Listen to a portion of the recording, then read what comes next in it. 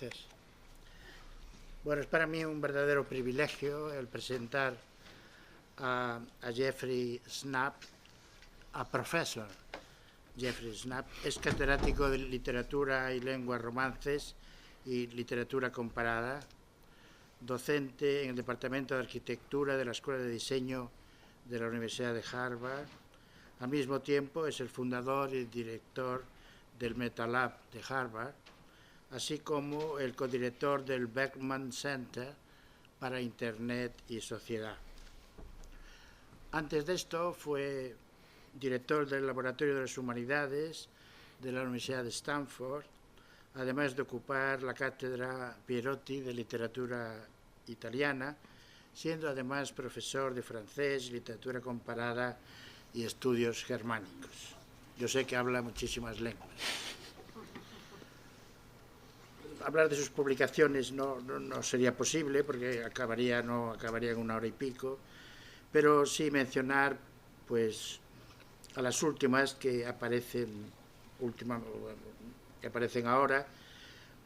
Un libro titulado The Electronic Information Age Book, publicado en Princeton 2012, y una antología de ensayos sobre arquitectura, diseño, literatura y arte italiano del siglo XX, titulado Modern Italia, que está publicado en Peter Lang en el año 2012.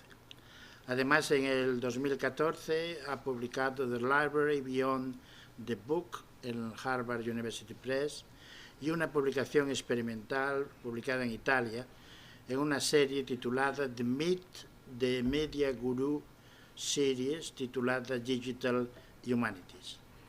Para el 2015 estaba preparando un libro que no sé si ha salido o no, el Blueprint de Counter Education, y además de todo esto y de mucho más, pues tiene más de 25 libros escritos, ensayos sobre su especialidad última o primera, la italiana, ¿no?, la latina, Virgilio, Dante, Petrarca, Maquiavelo, y analizando siempre pues poesía visual, futurista y dadaísta. Yo creo que estamos ante un profesor que es un investigador provocador, en el buen sentido de la palabra, ¿no? Es decir, un innovador en las humanidades, que lleva ya muchos años trabajando en ellas, y además que ahora, al tener pues la dirección del MetaLab de Harvard, pues están están en el medio de la posibilidad de unificar, ¿no?, de unificar pues todo el diseño del conocimiento dentro de las humanidades. Para mí es un verdadero honor tenerlo entre nosotros y muchas gracias por venir. No, muchas gracias al amigo José Luis, a Pilar y a todos vosotros, y me tendrán que tolerar mi español, que está lleno de italianismos, porque he estado aquí menos de 24 horas, me faltan otras 24 horas para cambiar de cabeza, ¿no? Y no, es un verdadero honor, y lo que quería hacer aquí es no presentar una charla formal, más bien compartir una experiencia, una trayectoria intelectual la que me ha llevado hasta el momento presente, pero a partir de algunas de las experiencias a las cuales aludió José Luis. Y en ese contexto autorreflexivo vamos a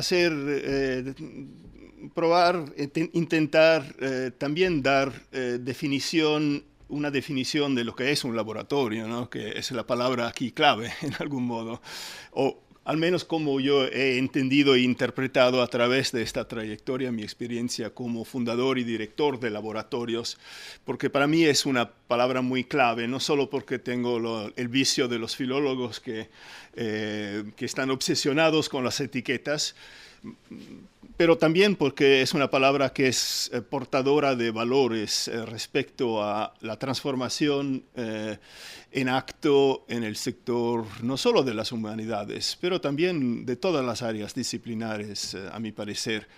En realidad, MetaLab no por puro acaso no tiene ni la palabra humanities ni la palabra digital en su título.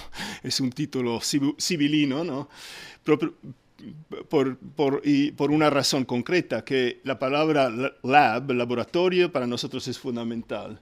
Pero saber exactamente sobre qué terreno se trabaja, si experimenta, está mucho menos claro en esta época, una época en la cual todos los sectores del conocimiento del saber, no solo en las humanidades, se están transformando profundamente, y esto vale naturalmente para modelos de formación, vale para la cuestión de herramientas, y vale sobre todo, a mi parecer, para distinciones que una vez eran distinciones bien claras, ¿no? En el sector universitario, por ejemplo, la distinción entre investigación pura y el mundo de la aplicación, distinción entre el mundo de la empresa, el mundo de la investigación universitaria o de la formación universitaria, distinción también entre la esfera creativa y la esfera de la ciencia, del saber. Son esferas que se están cruzando en formas nuevas, y para mí, en algún modo, para anticipar donde les voy a llevar, la palabra laboratorio tiene muchas ventajas porque nos ayuda a capturar esa realidad móvil, ¿no? que se está moviendo y que está modificando todos los saberes, no solo el sector humanístico.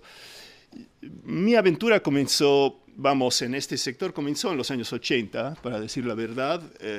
Fui el director de uno de los primeros programas digitales de la National Endowment for the Humanities, que financia proyectos de investigación en el sector humanístico. Y en los años sucesivos, yo me aburrí bastante. La informática me interesaba, pero como instrumento creativo y expresivo, y mucho del trabajo que se estaba haciendo en esa época pionerística, ¿no? de trabajos me parecía interesante, importante, seguramente importante, pero mi definición de esa fase de las llamadas humanidades digitales, porque la etiqueta era diferente en esa época, se hablaba más bien de computation in the humanities o humanities computing, es que lo que se estaba haciendo era construir infraestructuras para modelos de investigación todavía muy tradicionales. Y esas herramientas, esos instrumentos, esas infraestructuras son fundamentales, importantes, pero no habían todavía modificado o creado la posibilidad de ir más allá de esos modelos de conocimiento. Y en los años 90, cuando estuve en Stanford, yo estuve en Stanford desde el 82 hasta el 2009, pero en los años 90 me encontré en una situación paradojal, muy estimulado culturalmente e intelectualmente por lo que estaba aconteciendo afuera de mis áreas disciplinares, es decir, en la Silicon Valley, en todo el mundo del multimedia, en la región de San Francisco. Y hacia la fin de esos años me decidí había en toda la Facultad de Humanidades solo 2 colegas a los cuales no le parecía una idea completamente loca, de construir un puente entre 2 partes de la universidad, pero no solo entre esas 2 facultades, más bien entre la universidad y el mundo de las instituciones culturales, museos, bibliotecas, archivos, comunidades creativas, y el mundo, que nosotros llamamos the Stanford Humanities Lab, y decidir sobre cómo definir esta empresa, que era una empresa experimental por definición, fue un debate muy interesante, porque se propusieron muchas ideas, fórmulas para definir este concepto, y es un anécdota divertido que les cuento, que en este momento la provost, que sería, no sé el título en la Universidad Española, ¿quién sería? Es la vicerrectora de Stanford. El rector era un jurista muy famoso, Gerhard Casper, que ahora es el director de la Academia americana a Berlino, era Condoleezza Rice, que después se transformó en la secretaria del Estado de George W. Bush. Y nosotros no andábamos de acuerdo sobre casi nada, pero un día, cuando se comenzó a hablar de este proyecto de construcción de algo que no se sabía ni siquiera el nombre de esta empresa, ella me llamó y me dijo, mira, te doy 24 horas, quiero que tú me propongas la cosa más visionaria que Stanford debería hacer en el sector humanístico, en el sector de las humanidades. Tienes 24 horas. Si consigues hallar una definición, escribirme una página de descripción, te voy a hallar el financiamiento para esta empresa. Y así nació the Stanford Humanities Laboratory. Y el grande debate fue sobre la palabra laboratorio. ¿Qué significa un laboratorio? ¿Qué es un laboratorio? ¿Por qué tiene, es la síntesis de toda una serie de valores que después se revelaron importantes para el desarrollo de este proyecto? Y el momento mágico fue durante la reunión en la cual presenté esta propuesta, que la escribí yo, pero en consultación con un grupo de colegas, 2 o 3, sobre todo estudiantes de doctorado. Estaba allí el presidente Casper, y le dije, no, el concepto es el concepto del Humanities Laboratory. Me dijo que es un señor que tiene una formación de gymnasium clásica alemana, muy erudito. Se quedó silencioso, me dijo, me parece un oxímoro. Dije, sí. El momento mágico fue ese, reconocer que ese es el paradojo, que es el mecanismo productivo aquí de provocación. Entender que la palabra laboratorio en nuestro sector es un sector que, y estoy hablando de las humanidades, donde los modelos de producción del conocimiento están siempre vinculados a la idea del estudioso individual, que trabaja como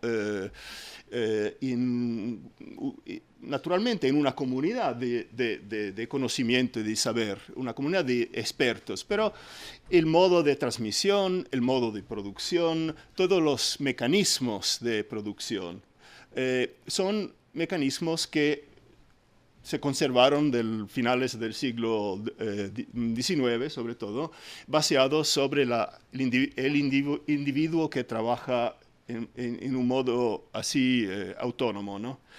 Y los modelos de formación a todos los niveles reflejan este modelo de base. Entonces, la palabra laboratorio fue importante porque significaba, y esto es lo que se encuentra todavía, es casi imposible matar las páginas web. Es uno de de las pesadillas de mi vida que he dejado detrás de mí esto comenzó en 1999 hasta ahora. Seguramente casi 40 sitios, páginas web que no se mueren, que alguien tendría que mantener. Después te dejan lleno de ansia, ¿no? Y esto es lo que se puede hallar todavía, que era la primera página, la splash page de la página web del Stanford Humanities Laboratory, que fue fundado en el 1999, y es una definición de laboratorio, en algún modo, que para las humanidades, sobre todo, disciplinas que tienen esta tradición de producción del saber individual, producción y reproducción, la palabra laboratorio.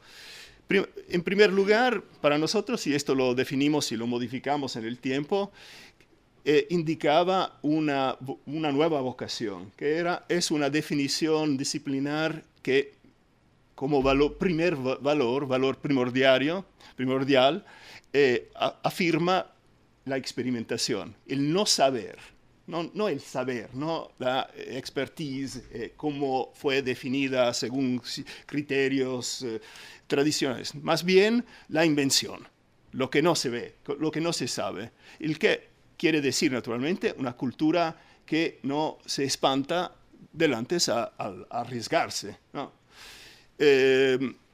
Al emprender, por ejemplo, aventuras donde uno no es un experto, no es un especialista, donde no sabe dónde va. Hacerlo inteligentemente, naturalmente, con criterios críticos, pero la experimentación como valor fundamental. Para nosotros, laboratorio quería decir eso. En segundo lugar, la colaboración. La idea que no hay nadie que posee la expertise necesaria para responder a preguntas importantes.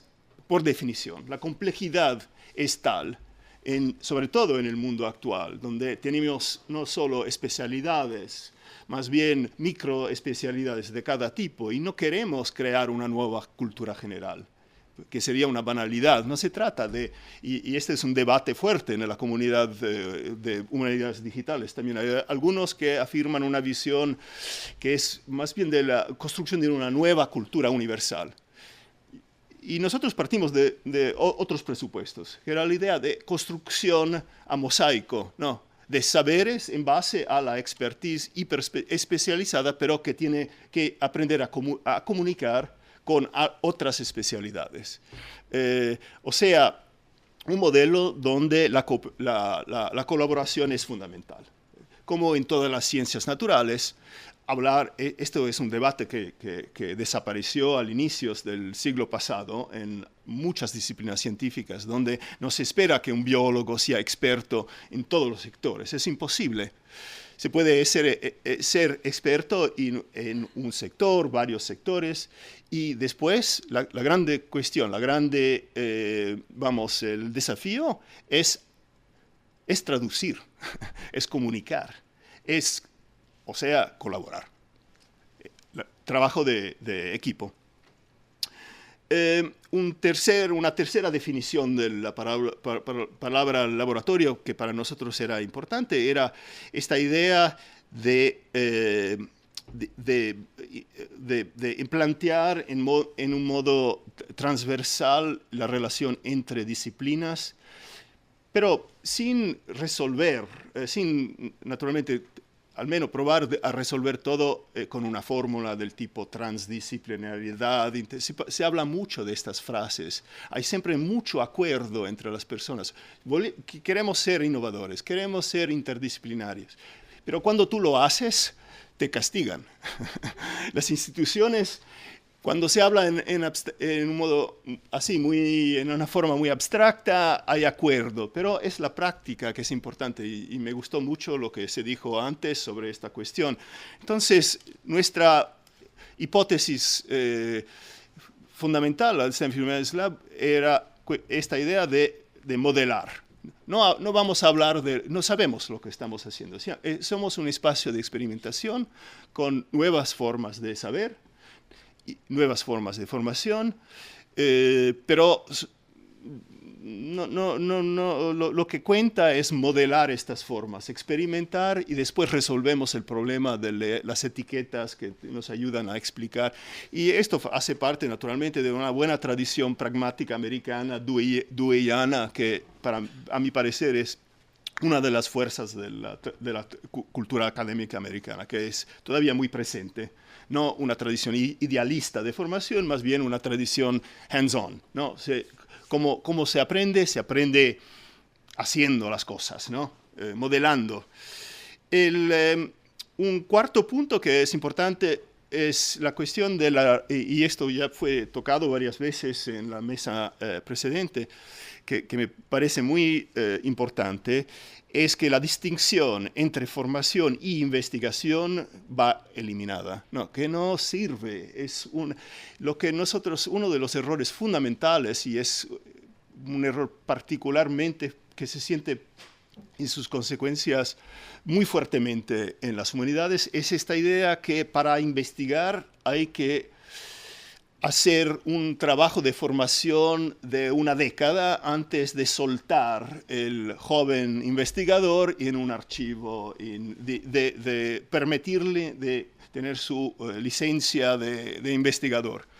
Y nuestra presuposición era al contrario, que lo que queremos hacer es formular proyectos y preguntas que imponen la investigación casi como inicio, ¿no? Como punto como destino, ¿no? Y esto es un modelo de formación alternativo, naturalmente, y es un modelo del cual se habló bastante ya, no creo que tengo que ilustrarlo. Y última cosa es un elemento fundamental que era ya fundamental en el Humanities Lab a partir de su inauguración en 1999, que es esta reorientación hacia el hacer. Este mundo de la creación con las manos, con la programación informática, todo, new media, o sea, este esfuerzo de insistir sobre la importancia de la traducción entre mundos, entre disciplinas, pero no a través de presupuesto, de formulaciones teóricas, solo teóricas, más bien en la práctica, en la modelación misma. Es un modelo practice-based en ese sentido. Nosotros trabajamos en una serie de áreas en esa fase del Humanities Lab, y que comprende una serie de áreas que después pasaron a ser parte también de MetaLab cuando fundamos MetaLab en el 2011. El sector de los archivos, toda una serie de problemas y oportunidades que tenemos con los datos, sobre todo, que son, como me gusta decir, el mármol de nuestra época, cómo esculpir los datos, cómo transformarles en elementos expresivos que comunican, que cuentan, que pesan, que pueden cambiar decisiones políticas, pueden también ser literalmente el material con el cual se trabaja cuando se elabora un proyecto cultural, por ejemplo. También otros sectores que nos interesaban era el sector, naturalmente, de la formación. Hay aquí una lista de proyectos que durante los 10 años de vida del Humanities Lab que hacen parte de su historia. Es una historia ahora que existe sobre todo como un archivo. Naturalmente, el destino de todas esas actividades es... Entonces, vivimos en archivos muertos y vivos al mismo tiempo. Algunas páginas web, por ejemplo, este proyecto sobre las multitudes y la modernidad, que era el Crowds Project. Hay todavía una página web que fue construida en el 2002, que con un portal naturalmente programado en Flash, que es un desastre, y lo ves que funciona todavía, al menos una parte. Yo no consigo más mantener porque no tengo acceso a los servers de Stanford. Pero son proyectos que modelaban lo que eran una serie de experimentos. Este experimento es uno interesante porque es un tema sobre el cual quiero volver más tarde. Y es la cuestión sobre todo de modelos de comunicación.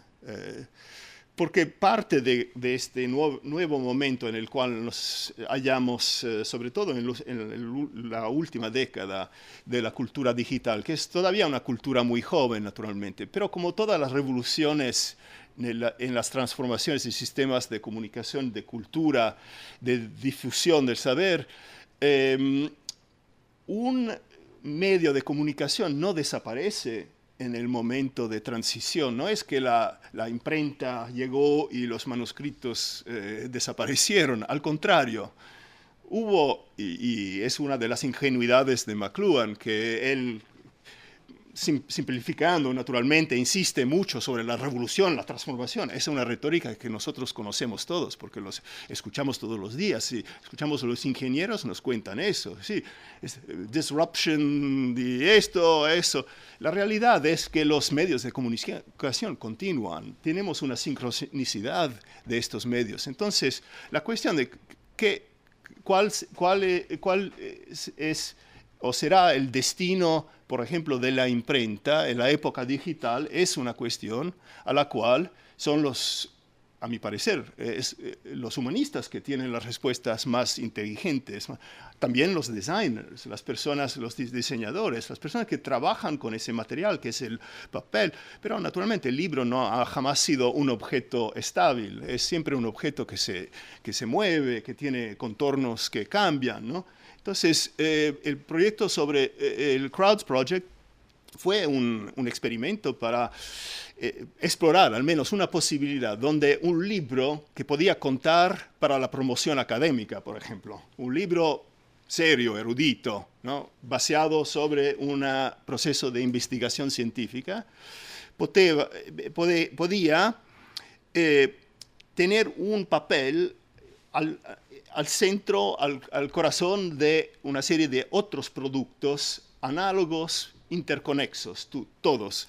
Una exposición que, como todas las exposiciones, tiene una durada limitada. Vamos, en un museo, el primer museo que fue el Museo de Arte de Stanford, esta exposición que llevaba como título Revolutionary Tides, duró 4 meses. Después se transfirió a Miami, estuvo en la Wolfsonian Museum durante 4 meses y acompañado por un catálogo. Un catálogo que tiene toda una serie de conexiones con el libro, que es un libro publicado por la casa editora, por la editora de la Stanford University Press, un libro con más de 100 autores, un libro, a crowded book, un libro experimental, pero es un libro científico serio, escrito por una comunidad de expertos en una multiplicidad de disciplinas y con una página web que es el puente entre estos productos, que tienen cada uno una cronología diferente. Y este libro fue apenas, por esto que la página web funciona todavía, traducido en coreano. Entonces, ahora son los coreanos que están manteniendo la página web, porque es una parte del libro.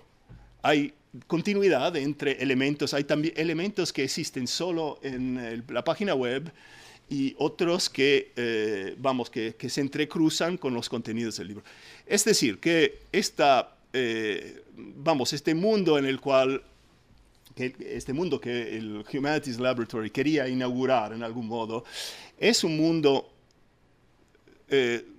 donde hay estas áreas de oportunidad, de invención, de experimentación, que comprenden también el mundo y sobre todo, me parece, el mundo analógico. Entonces, una de las razones por las cuales en la transición entre Stanford Humanities Lab y MetaLab eliminamos la palabra digital fue porque nosotros creemos profundamente que el digital es fundamental, es el elemento transformador, naturalmente, pero el digital tiene que ver con el mundo analógico. ¿Qué queremos vivir? ¿Qué queremos comunicar? ¿Cuáles son las formas de pensar, de enseñar, etcétera, que el digital nos facilita y cómo los construimos en un modo que consigue transformar, llevar ese valor particular que nos interesa comunicar, aportar, ¿no? Y que no es nada fácil, porque las tecnologías en sí mismas no transforman nada. Es la cultura, la sociedad, el contexto en el cual tienen su impacto. Y es el espacio, a mi parecer, que el laboratorio tiene que ocupar. Insisto que estas cuestiones no son reducibles a cuestiones técnicas o tecnológicas. Son siempre cuestiones más complejas donde las tradiciones de conocimiento que representan las humanidades y tantas otras áreas disciplinares tienen su peso y un peso, decisivo, a mi parecer. Entonces voy a hacer un fast forward, ¿no? Para llegar al presente y hablarles brevemente de cómo en una segunda fase de mi actividad en este sector de experimentación he trabajado en Harvard, que ha sido una transición muy interesante para mí. Y MetaLab lo fundé con eran dos estudiantes en el 2012, cuando decidí quedarme en Harvard. Y una de las cosas con la cual nosotros luchamos, la palabra para nosotros, laboratorio, era clarísima, que era, todavía llevaba todos los valores y las ideas que estaban informando nuestro trabajo. Pero no sabíamos mucho si la palabra digital o humanidades se nos gustaba en el mismo modo. Y decidimos reformular el proyecto del Humanities Lab en un modo más que modificaba alguno de estos elementos. Escogimos MetaLab y nuestro logo, que no se para jamás, ¿no? que es una serie de variaciones sobre alfabetos que se sustituyen entre ellos, es la encarnación del espíritu de esta fase de la empresa, esta segunda fase, porque nos parecía que es esa dimensión en meta que nos lleva, nos transporta a enfrentar estas cuestiones que son multidisciplinares, que hacen puente entre todos esos sectores, pero que nos posicionaba en el modo justo.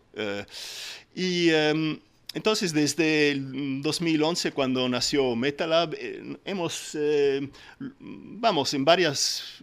varios momentos, hemos hecho el esfuerzo de autodefinirnos porque claramente el espacio de las humanidades digitales es muy grande, potencialmente comprende todo, ¿no? Todo lo que es la tradición, pero toda una serie de esferas de innovación, como nos contó muy bien Elena. Y nosotros nos fijamos que somos un grupo relativamente pequeño, pero por ejemplo les voy a hacer ver quién son mis colaboradores.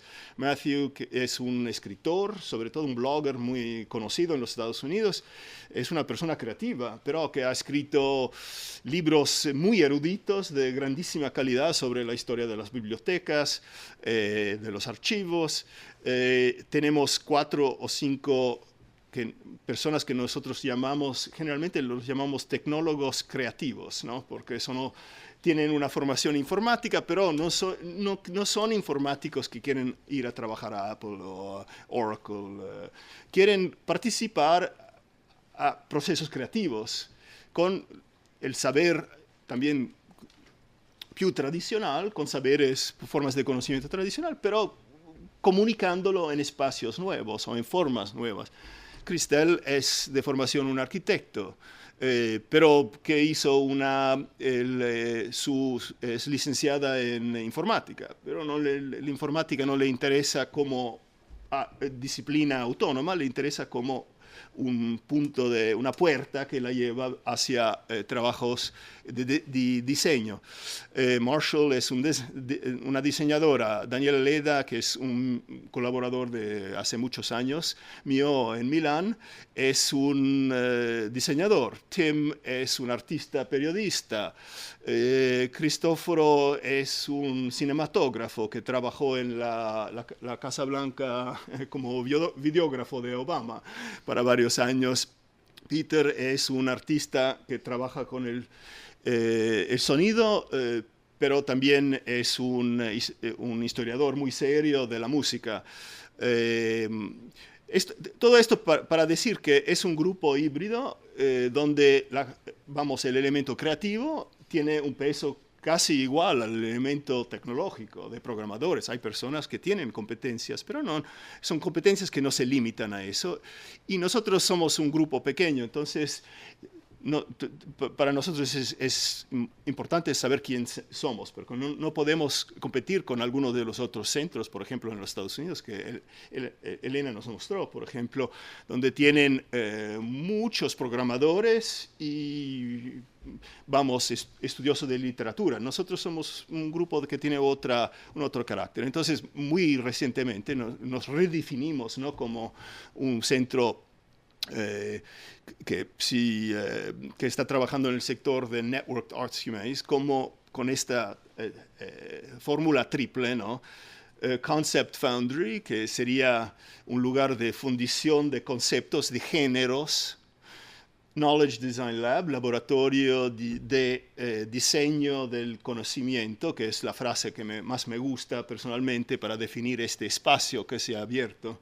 O sea, un espacio donde se piensa sobre cómo podría aparecer, exprimirse, ¿cómo se dice? No, exprimirse el saber en el siglo XXI, cómo debería exprimirse. ¿Qué es, por ejemplo, construir una narración cuando se habla no de un protagonista o de 10 protagonistas, más bien de millones de objetos culturales? Estas son cuestiones de diseño, son cuestiones conceptuales y son cuestiones que requieren experimentos, naturalmente, para saber lo que funciona, lo que no funciona, lo que es interesante, lo que es banal o trivial. Y en tercer lugar, y esto es importante porque es una continuación de ese hilo del laboratorio, somos un production studio, un lugar donde se hacen cosas. Y estos productos producimos para museos, producimos trabajando con editoras. Producimos también en el sentido que, naturalmente, somos también programadores, hemos construido spin-off projects, pero no nos interesa transformarnos en un business de software, porque vas a pasar los próximos 20 años a hacer version control de una plataforma. Eso es muy aburrido. Queremos hacer parte del proceso de invención e investigación, para decirlo. Entonces voy a cerrar aquí dándoles algunos ejemplos de trabajos que son trabajos recientes, nuevos, que tal vez son mejores ilustraciones de estos principios abstractos que no hablar de esos principios. Les voy a dar un ejemplo que no hemos publicado todavía, pero les da un buen ejemplo, a mi parecer, de lo que podría ser el diseño del conocimiento. Desde hace 2 años hemos colaborado con la Getty Foundation. La Getty Foundation, que no solo es parte del Museo del Getty, pero tiene todas las colecciones del Getty, ha sido uno de los protagonistas en el sector de la creación de inventarios digitales, de materiales culturales, y en todo ese contexto, el Getty, el Trust, se dio cuenta que estaban creando estas, bases de datos maravillosos, pero que los estudiosos no los estaban usando. Y esto es verdad por tantos proyectos de bibliotecas digitales. También se crean estas infraestructuras, pero después no existe la cultura del uso, de la interpretación. Las herramientas son demasiado exóticas para una buena parte de la comunidad de expertos que deberían ser los beneficiarios de estas iniciativas. Entonces, ellos nos pidieron de crear una serie de talleres durante los veranos para formar una nueva generación de profesionalistas del mundo de los museos y de estudiosos que trabajan en el campo de las artes visuales, ¿no? Y este sitio, esta página que les voy a presentar aquí, es una especie de archivo animado de lo que se hizo el segundo año, que es Beautiful Data 2, ¿no? Porque la idea era cómo se puede documentar un taller. No es tan obvio ahora. Naturalmente puedes meter en Flickr todas las fotografías y después los no sé, vídeos. Pero, ¿qué es lo que te cuenta? Muy poco, ¿no? A la fin.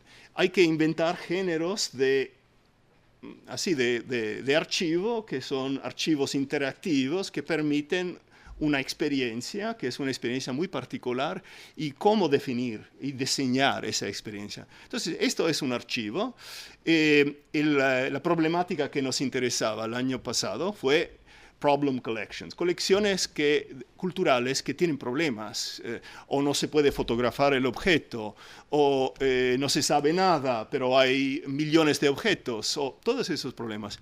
Y este sitio, que es un sitio web, se reorganiza constantemente. Por ejemplo, podemos ver la base de datos desde una serie de perspectivas diferentes que se reorganizan en función de los search terms.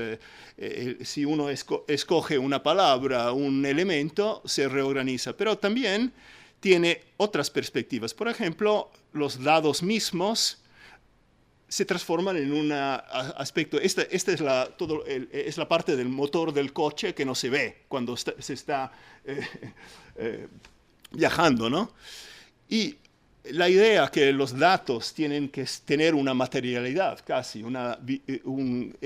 hacer parte de esa experiencia es hacer parte de este experimento. Se puede viajar a través de la base, viendo la base desde debajo, pero con estos mecanismos así de visualización que permiten también con cualquier search term de visualizar dónde están los nodos de relaciones, los temas que emergieron, las personas, de interagir con un evento, pero un evento que a un nivel casi microscópico, pero con este telescopio, ¿no? Que te permite hacer un zoom entre el micro y el macro, que es una de las grandes posibilidades de los datos, que nos permiten de hacer una operación que cognitivamente es imposible para el ser humano. Y esto es un área muy rica e interesante para la cultura, claramente, porque estamos acostumbrados a lo que es una exposición. ¿Tiene cuántos objetos? 200, ya son tantísimos. Quizás 50, 60, con un aparato narrativo, con un aparato erudito, ¿no? Que nos ayuda a leer estos objetos. Pero no estamos acostumbrados a leer 3 millones de objetos. Y estas herramientas nos permiten de hacer esa operación. ¿Pero cómo? ¿Con qué criterios narrativos, críticos, etcétera? Esa es la tarea, a mi parecer, de las humanidades digitales, seguramente, que tienen ese saber histórico, que entienden la complejidad de estos procesos de storytelling, por ejemplo. Un segundo ejemplo, y después les doy un último y acabo. La cuestión de la imprenta. ¿Qué es un libro hoy, por ejemplo? Los libros desde hace 30 años son objetos digitales. No es verdad que ha habido una guerra entre el libro. Estamos imprimiendo más libros hoy que en toda la historia de la imprenta. Y en la llegada de los e-books no ha acabado mínimamente la trayectoria de los libros imprimidos. Pero los libros imprimidos en general son muy conservadores. Miran atrás, en la dirección de modelos industriales del siglo XX, de mitades del siglo XX. Entonces, ¿cómo podríamos reimaginar el libro respecto a procesos cognitivos de investigación, de descubierta, que son digitales, por ejemplo? Este es un proceso muy interesante, a mi parecer. Este libro, que es un libro sobre el pasado y el futuro de las bibliotecas, fue un experimento de este tipo. Es un libro, se puede leer como libro, pero también hay provocaciones en el margen del libro que están publicados también como una baraja de cartas para no historiadores que quieren estudiar la biblioteca como institución, pero más bien para diseñadores y arquitectos que tienen que proyectar la biblioteca de mañana, ¿no? Que tienen que salir de esos referimientos históricos. Y el último capítulo del libro es ¿cómo se dice? Screenplay. ¿Cómo? El guión. El guión es el guión de un film documentario, que no lo voy a hacer ver aquí, pero que es parte de un nuevo género cinemático que se llama el web documentary o database documentary. Es una base de datos que está entrecruzado con un film, con un documental, que es un documental sobre que el Book Depository, que es el depósito de 18 millones de libros que está al corazón del sistema bibliotecario de Harvard. Es un documental sobre un espacio inaccesible, pero que cuenta su historia no solo a través de los mecanismos narrativos del documental, más bien con una base de datos, pero que está articulada en torno a este database documentary. Entonces hay aquí el sitio web que documenta todos esos materiales y que ofrece la posibilidad al visitador, al usuario, de vivir este espacio inaccesible, pero desde muchas perspectivas así diferentes, históricas, presentes, etc. Ok, voy a acabar aquí con un proyecto que está comenzando en estos días, que la Facultad de Artes y Ciencias de Harvard, que es la facultad más importante, nos ha comisionado un trabajo que se dieron cuenta que los catálogos de cursos que se ofrecen en la universidad, que ahora naturalmente son bases de datos muy pobres de elementos, no nos cuentan nada, es una lista, un inventario de posibilidades que el estudiante tiene que elegir en función de sus obligaciones pedagógicas, etc. Que es un sistema muy pobre de acceso a la información y que estos inventarios cuentan toda la historia de una institución tan fundamental en la difusión del saber que es la universidad. Harvard es vieja de más de 3 siglos. Tenemos este increíble inventario que no ha jamás sido interpretado con este instrumentario. Entonces nos propusieron así de seguir, es un experimento que MIT había ya intentado en el sector ingenierístico, que era de usar técnicas de data visualization para crear una experiencia del mundo intelectual de la universidad. Experiencia histórica, porque nosotros vamos a ir atrás 50 años a construir una especie de mapa intelectual del mundo, del universo de las disciplinas en Harvard, desde hace 50 años hasta el presente, pero haciéndolo como un servicio para los alumnos ahora, los que tienen que escoger, que tienen que usar estos datos para construir su percurso, su trayectoria intelectual en la universidad. Y creo que es solo un ejemplo de las posibilidades donde aquí no tiene sentido hablar de humanidades o tecnología, son la misma cosa. Las herramientas son cultura, la cultura está llena de herramientas y nosotros tenemos que enfrentar no solo los desafíos, pero también las oportunidades que nos crea de contaminarnos como personas que estudian la historia, la cultura, etc., por la razón que nos permite de no solo defender nuestros intereses disciplinares, ciertas tradiciones de reflexión, de crítica, más bien, también porque nos permite de hacer cosas maravillosas que transforman la experiencia misma de estudiar, ¿no? Y yo cierro allí. Gracias.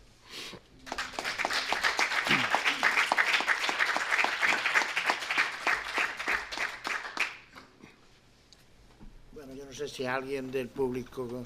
Sí. Una pregunta. Sí, cómo no. Jeffrey, muy interesante la exposición. Yo quería saber un poco cómo te relacionas o tu departamento, tu grupo de trabajo con las empresas. Sí. Has comentado un tema que para mí es muy interesante y para mí vital, además, es que cualquier tipo de experimentación, cualquier tipo de estudio tiene que conllevar, digamos, algún tipo de resultado y que sea además útil para la sociedad, sí, o para las empresas que en un momento dado lo trasladan. Sí. Entonces me gustaría saber cómo funciona. Sí. O sea, ellos se acercan a ustedes. Sí, ¿Cómo? no, es una pregunta muy importante, naturalmente. Nosotros, vamos, en el Humanities Lab, uno de los momentos más difíciles y más divertidos, también hay que decir, fue nuestra idea inicial. Tal vez era ya claro en el modo en el cual le expliqué, vamos, en la inauguración de este proyecto, que estamos ya pensando en la posibilidad de tener relaciones también de sosteño, ¿no? con la industria. Mi modelo inmediato era el Media Lab del MIT, que es una facultad de MIT que es bastante autónoma respecto a las otras facultades de MIT, y que tiene este modelo a base de partnerships, ¿no? con 3 niveles. Y entonces con Michael Shanks, que era el mío co-conspirador principal, que es un arqueólogo, pero que que trabaja en el sector de teatro experimental también, ¿no? Después lo explico, es muy complicado. Y nosotros comenzamos un programa muy parecido. Teníamos 2 o 3 partners y comenzamos a hacer, consultorías, pero trabajos interesantes de investigación en torno a cuestiones. Les doy un ejemplo. Herman Miller, que es este grandísimo productor de muebles, que tiene en su historia los mejores diseñadores americanos e internacionales como Ray Charles Eames, etc. Era preocupado sobre la cuestión del futuro de los muebles para espacios de trabajo y de educación. No sabía exactamente cómo se movía. Su tradición es una tradición naturalmente muy analógica, ¿no? De construcción de objetos, y tenían la necesidad de una comunidad más de investigadores, pero investigadores con esta orientación muy práctica, ¿no? Muy pragmática, para ayudarles a pensar al futuro de esa industria. Y lo mismo Daimler Chrysler, cuando estaban pensando el problema de cómo reimaginar el automóvil en función de la edad media de la población, de las poblaciones futuras, ¿no?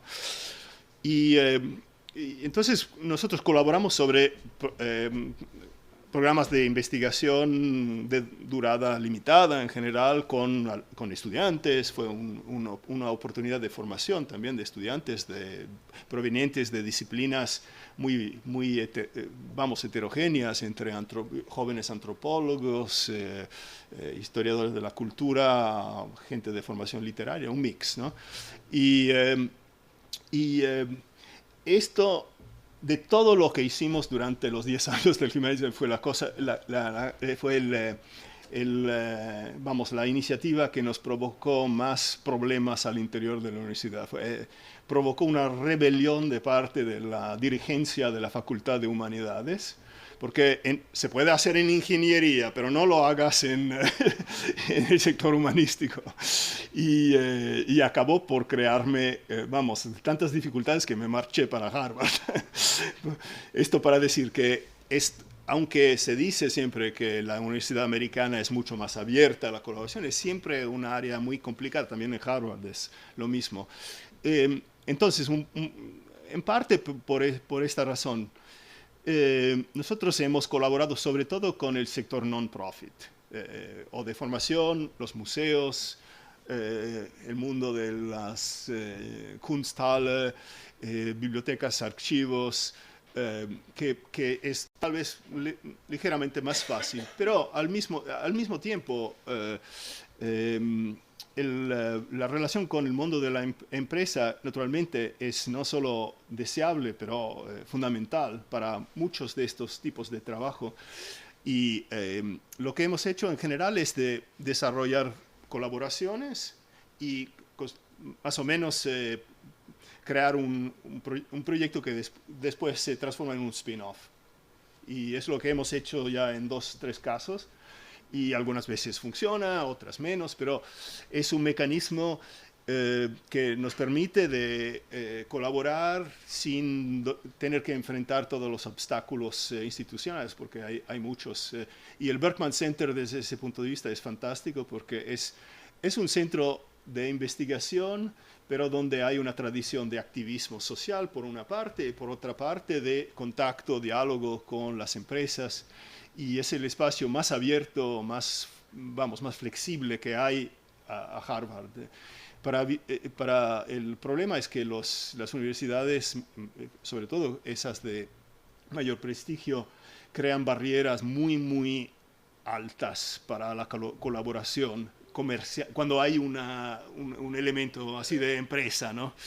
Y para dar una idea, Stanford nos imponía un porcentaje de impuesto, si quieres, el llamado overhead, indirect costs, recuperar los gastos de la universidad de más de 69%.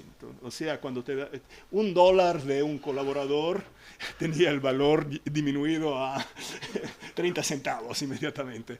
Y MIT es así, Harvard son así. Entonces, hay que ser creativos también en el modo de interpretar los mecanismos así y nosotros hemos a través del Berkman Center conseguido colaborar con las empresas, sobre todo cuando se trata de un proyecto común donde hay investigación y hay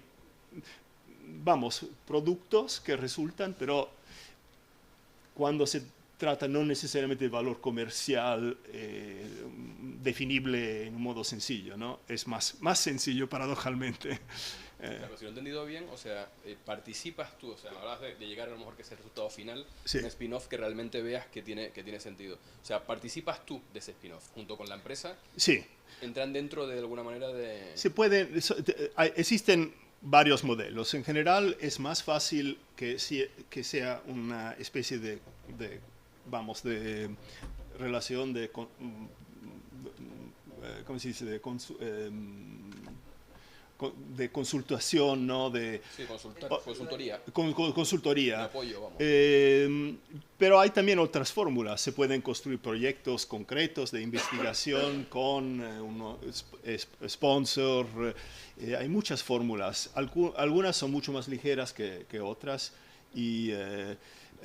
Pero las personas pueden también, naturalmente, desarrollar su actividad personal como investigador o como miembro de un grupo de investigación con una cierta libertad. Depende, es complicado, pero el mundo de la empresa no está tan alejada, vamos, de estas realidades, al menos de los laboratorios en los Estados Unidos. Eso es verdad. En España está Sí, muy avanzado. sí, sé que en España. Había otra pregunta, Sí, no sé quién. sí. Ah, perdón. Ay, perdón, sí, perdón. Ah, sí, sí. Muchas gracias por la conferencia. Mi pregunta justamente incide sobre el Berman Center. Me gustaría saber qué diferencia, por ejemplo, MetaLab o un centro más enfocado a humanidades digitales con lo que hace el Berman Center. Bueno, básicamente eso. Sí. Pues el Berman Center es un centro que apenas cumplió los 15 años y que nació en la Facultad de Derecho. Su tradición era una tradición jurídica, en una época en la cual eran pocos los que estaban convencidos que el Internet sería un elemento fundamental desde el punto de vista jurídico futuro. Y fueron algunos de mis colegas actuales que crearon el Berkman Center como un esfuerzo para comenzar a enfrentar y a codificar en un modo también propositivo, ¿no? Concreto, lo que después se transformó en Creative Commons, toda una serie de principios fundamentales para interpretar el potencial social, político, económico del Internet. Después, en el tiempo, el Berkman Center se desarrolló siempre más como un centro a nivel universitario general de investigación sobre Internet y sociedad. Y entonces, ya cuando yo llegué en el 2009, había un grupo bastante importante de sociólogos, de gente proveniente del mundo de las ciencias sociales. Algunos, creo que fui el primer humanista, pero había otros también que trabajaban en áreas creativas. Y la cosa increíble del Berkman Center, y ahora ha salido completamente de la Facultad de Derecho, es un centro autónomo que tiene relaciones con toda la universidad. Y nosotros, MetaLab, estamos adentro, al interior de la estructura. Nosotros somos un elemento en el Berkman Center, un proyecto, si quieres, y entre otros. Y lo que es muy particular del Berkman Center es que la comunidad existe, que es bastante grande. Hay más de 50 fellows cada año, pero la grandísima mayoría no reciben fondos. Nosotros no tenemos, hay muy poco dinero en realidad. Es una comunidad de personas que comparten una pasión para una serie de cuestiones. Algunos trabajan en el sector no-profit, hay gente de Google, hay gente de todo, que proviene de toda una serie de sectores, y es una comunidad física, pero también una comunidad virtual aún más grande. Y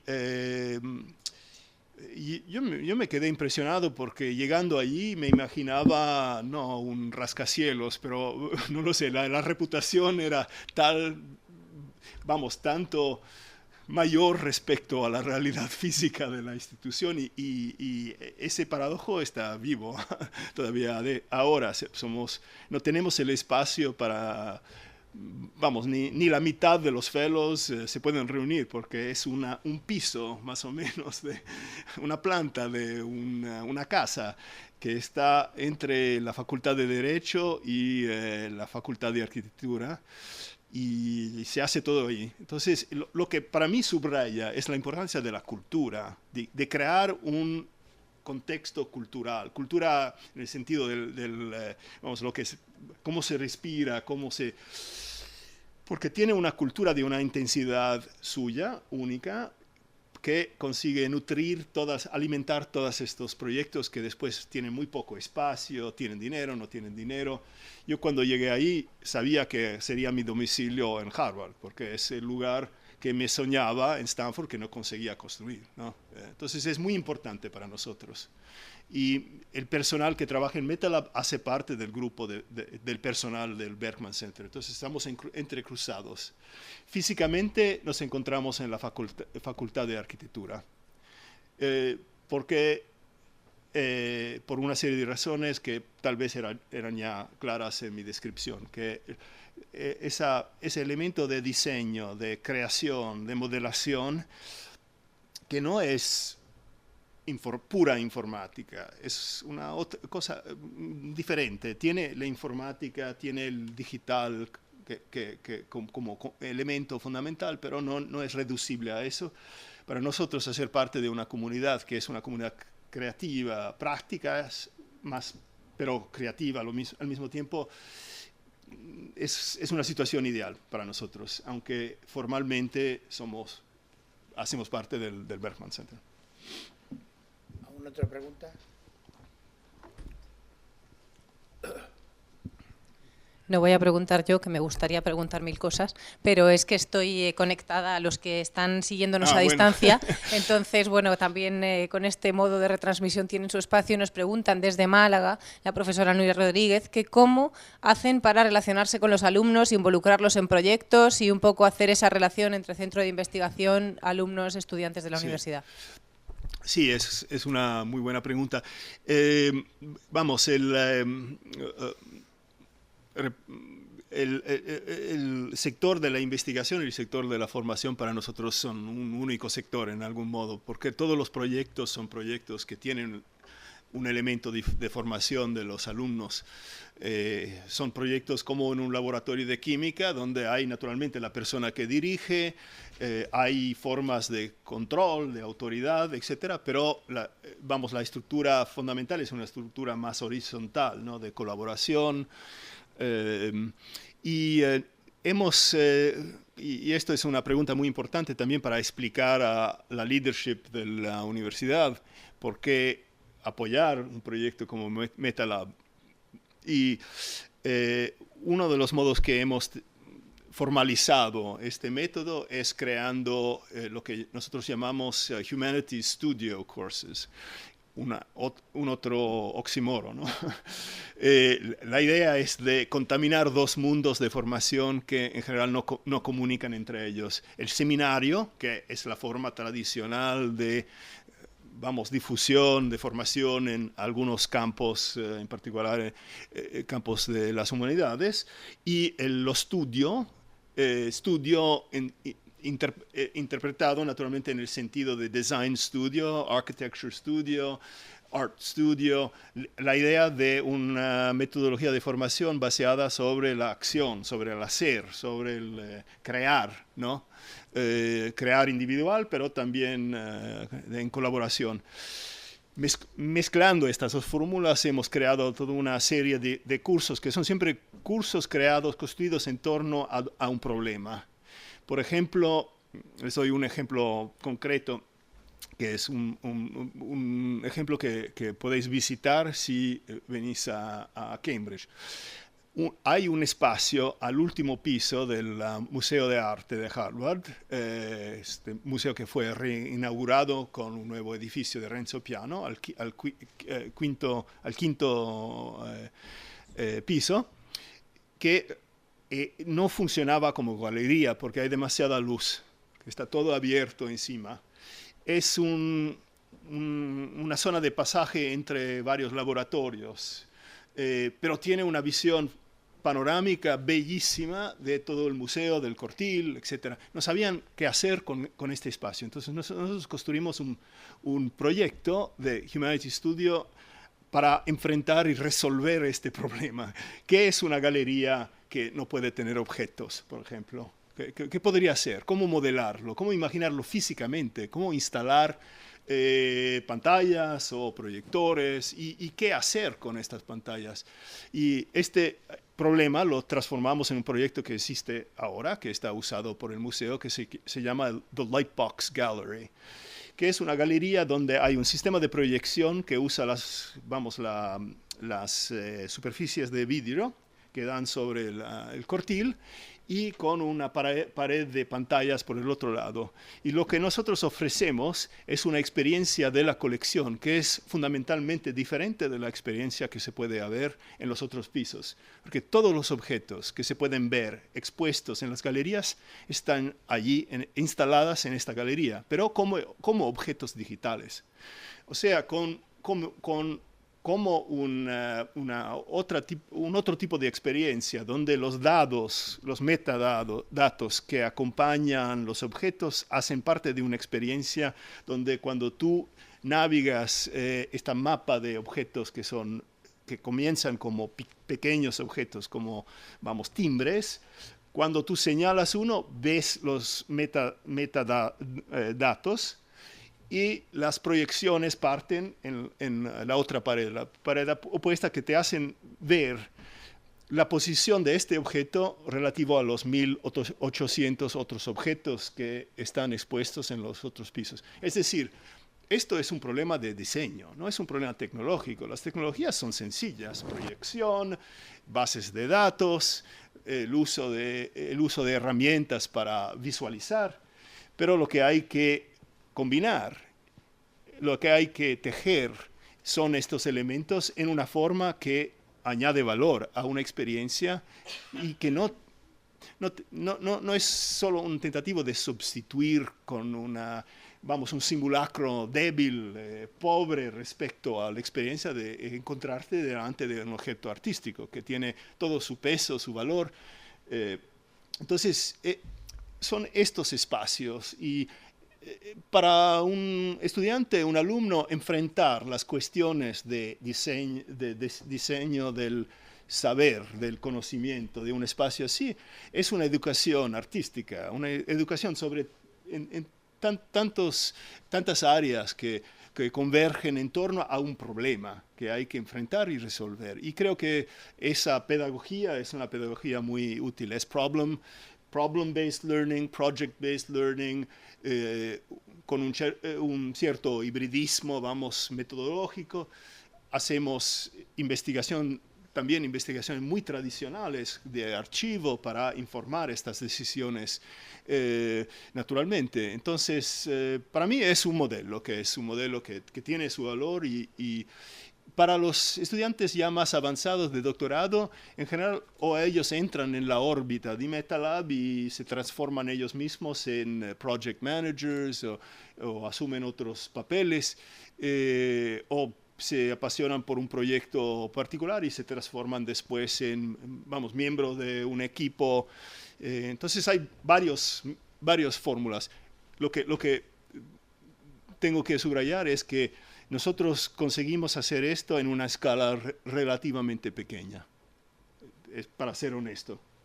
Es decir, no funciona si hay 100 alumnos. Un curso que está construido en torno a resolver un problema. Es muy difícil, porque hay que tener esa intimidad, ese tipo de contacto que no quiere decir que todos tienen que estar en el mismo cuarto, en la misma aula, no. Pero es muy difícil. El problema de scaling es complicado aquí. Si se quiere enfrentar la educación en una escala ya mucho mayor, hay que pensar a otras fórmulas, a mi parecer. Y los MOOCs han